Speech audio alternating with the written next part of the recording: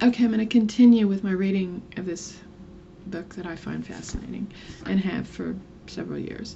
It's The Great Work, and I'll connect all the videos.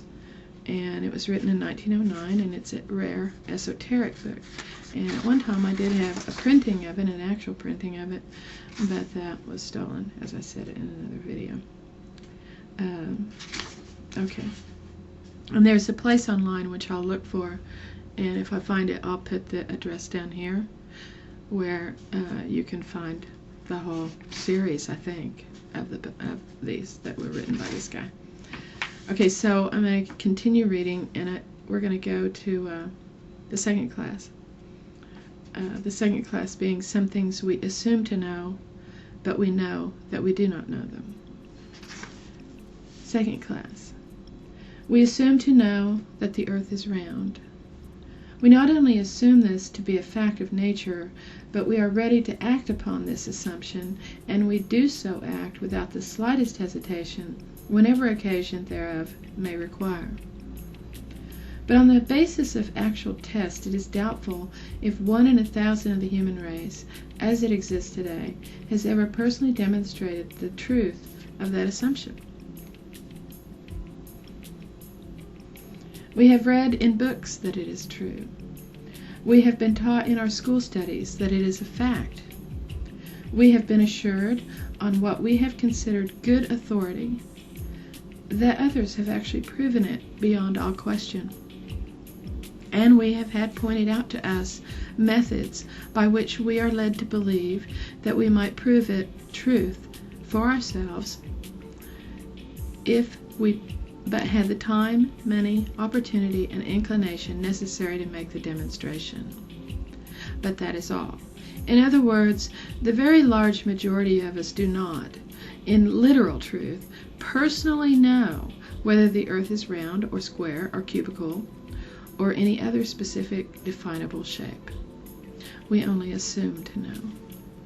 We assume to know how old we are. And in our relations and dealings with others, we treat the subject of our own age with all the seeming assurance of exact and definite knowledge. We do not hesitate to go into court, when called upon to do so, and solemnly make oath as to our respective ages. Many there are who do this without so much as a qualm of conscience or a suggestion of doubt or uncertainty. And yet, in all human probability, not one of those who read this page knows to a definite certainty his or her own age. Furthermore, there is perhaps no person living in all the world who remembers the exact year, month, day, and hour of his own birth. Why? Because under and by virtue of the arbitrary and mysterious provisions of nature, that somewhat important event in our respective histories lies all the way from 2 to 4 years backwards beyond the limits of individual memory. All we know of it, therefore, is that our reputed fathers and mothers, and those who are older than ourselves, have told us that we were born on a given day of a given month in a given year. We take their word as literal truth and govern ourselves accordingly. And so, we do not know how old we are. We only assume to know. We assume to know that a certain man, whom history calls Columbus, discovered the continent of America, that a certain other man named Washington was the first president of the United States. We assume to know that a certain other man named Moses led the children of Israel out of captivity in the land of Egypt.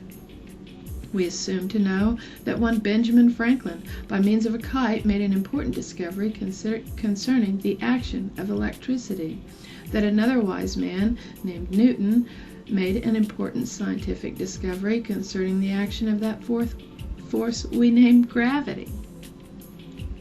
If time and space would permit, and the occasion would warrant the effort, it would be quite possible to mention hundreds or even thousands of other things we assume to know, all of which, however, are wholly outside the limits of our definite and personal knowledge. Indeed, if we but held ourselves to a rigid and strictly truthful differentiation of the data we employ, there is perhaps not one of us but would be greatly surprised, if not genuinely humiliated, to find out how many things we assume to know, which are in truth altogether outside the limits of our personal knowledge. We do not know them. We merely assume to know them, and our assumption passes current for actual personal knowledge. And that's class 2.